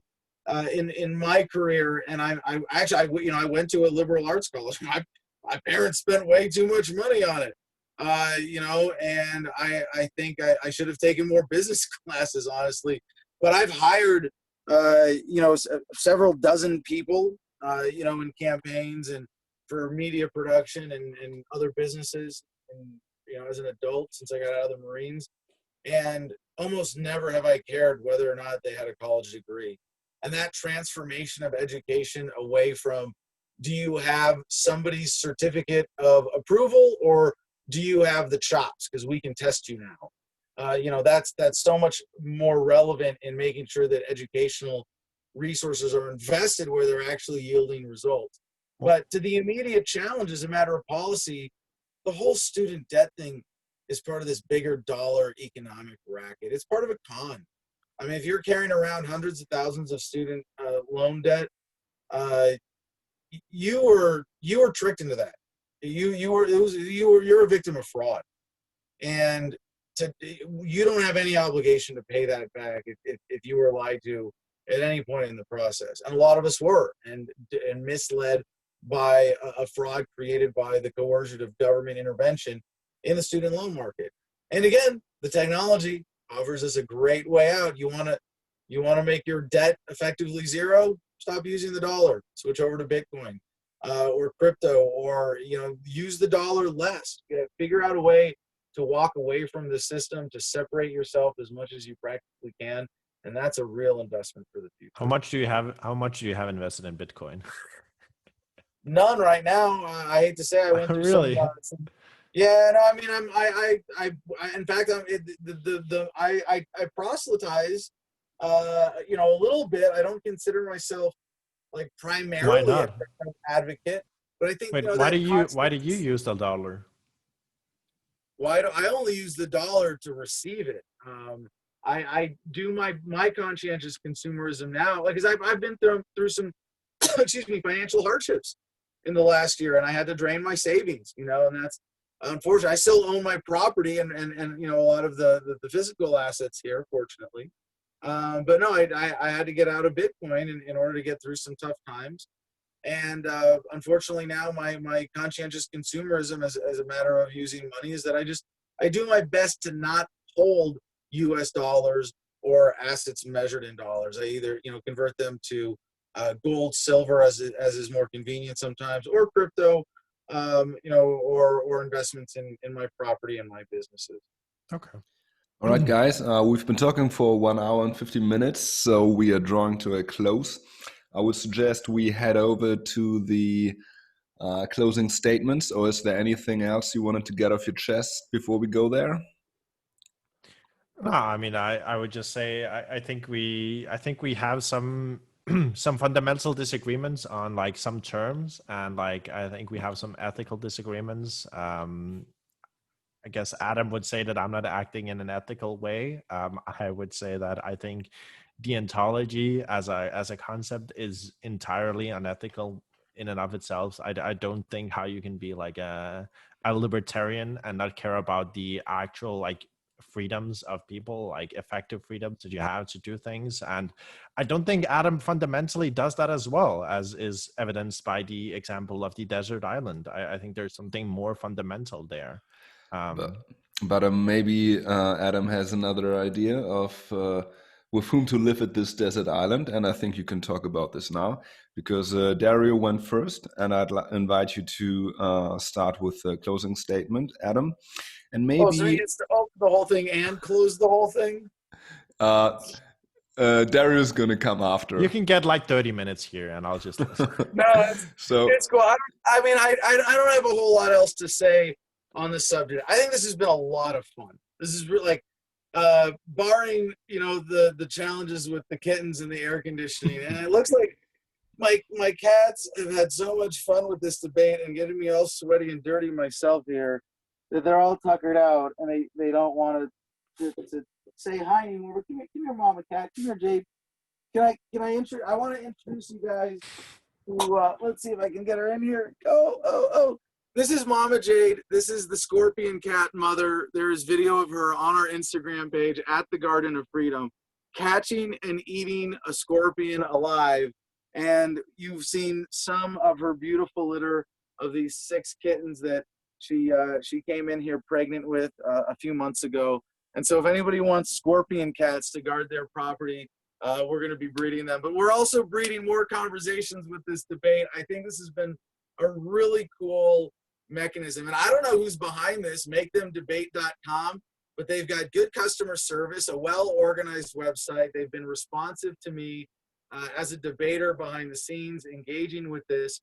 I plan on doing this some more. And Dario, it's an honor to start this and be part of launching this website with you. I've got a few more on here, and I really do want to say that as much as there is this relatively subtle but important fundamental difference with us in our perspectives, I really value your voice in the general conversation right now and raising consciousness. And we are certainly allies in what I see as people fighting for justice, pulling humanity in the right direction. And I want to encourage you to keep debating and keep being part of this, and let's keep promoting each other on Twitter, and as we see this working. I'm really excited about this. I like how this kind of spirit and nature of debates coming together can provoke some really thoughtful conversations, and I've learned some things in this, and I hope you have as well. And again, on Tiles, I think that's, I hope I'm saying that right again. Cool name. Thank you really for taking the initiative and making this happen. This is so cool. I want to do more of these. And the last thing I'll say really, in closing here, as a matter of the subject matter, I think the core difference is that humanity, and I don't think that, I don't mean to imply in any way that Dario is not doing this out of just as much of a desire to better humanity and spread the love that I feel that is at the core of everything that I advocate. But I do think in this case, the call to consistent ethics that I'm advocating for is recognizing the full depth of humanity, of our common experience, of the depth of the human soul and spirit and desire to be free and to live in a world where no one can violate our self-ownership, that we want the safety and security of that to make sure that our will and our potential, both as individuals and as the entire human family, can be fully realized. So at least I hope you can appreciate that being where I'm coming from. That's the spirit in which I'm engaging. I think Dario is in his own way on the same page. And this has been a very fun, informative debate. If you want more about me, I would plug my page at makethemdebate.com/debater/Adam Kokesh. You can find me on Make Them Debate. You can set up your own debates with me. My last name is spelled funny but easy to remember, Kokesh. You can find me everywhere from that. But even easier, my main website is adamversustheman.com. And thanks to to both of you for being in on this conversation and for your roles in making this happen behind the scenes. All right, I'm looking forward to debate. There's a lot happening, I think. And yeah, let's hand it over to Dario. Yeah, I think fundamentally, I do think we see eye to eye, especially in diagnosing a lot of the issues that society faces today. And I think we agree on a lot of the issues. Whether we agree on the methods or like the goals, I think in some cases is irrelevant. I think we can work together to achieve the goals we agree on and see where that takes us. And when we get there, we can see where we diverge. I think, and this is something that I try as much as possible to hold true to, like everything that I do politically, right? I do this in my channel. I'll work with conservatives, liberals. I'll work with everybody who shares a common goal or a common issue that they want to fix with me, right? I think we should work together across the aisle to fix some of these things that we can see are very obviously corrupt and issues, big issues in the societies that exist today. And I think fundamentally most people agree more than they disagree. And I think if we have avenues to discuss things like this show, make them debate, or like our different shows, I think it only helps to further the common ground and common understanding that we have as human beings, as people who are just trying to exist as freely as they possible can in this world that we're born into. And I think, Adam, you do some good work. Again, you have some. Listen, we have our disagreements. I've watched a lot of your debates up until this one, and I do think we have some fundamental disagreements on some of the things. But ultimately, I don't think most humans operate on the fundamentals. The way that we operate is that we see issues, we try to fix issues. So I think that's where we can come together. Through make them debate, through whatever it is, through YouTube or whatever. And I think, listen, if you're the most shadow banned, the most suppressed person on YouTube with 250,000 subscribers, then I guess I must be the very most suppressed person in the world because I've only got a few thousand. So if you think if you think I don't deserve look at this, the sub to view ratios. But thank you. Yes, it's very subjective. No, I'm just saying. Listen, if you want to help alleviate this obvious suppression and shadow ban that has been put upon me by YouTube and by Twitch, Yes. Follow me on twitch.tv/Dario Rahim. Follow me on the Make Them Debate website if I do another one of these, or Twitter. My name is the same everywhere. So yeah. All right, Dario, Adam, thanks very much for being on the show. Just before I leave, I have to confirm that your YouTube channel is actually one of the most banned channels in the world. I just tried to open it and it says the video has been deleted for Hassrede, for hate speech. So I'm streaming from Germany here, so we got really strict laws here. It's not the US, but I can actually verify this. All right, so today we were joined by Dario Rahim and Adam Kokesh, who delivered a thrilling debate on taxation. I am your host, Antaios, and I'll be back soon with another round of Gladiator Talks. See you soon, and bye-bye.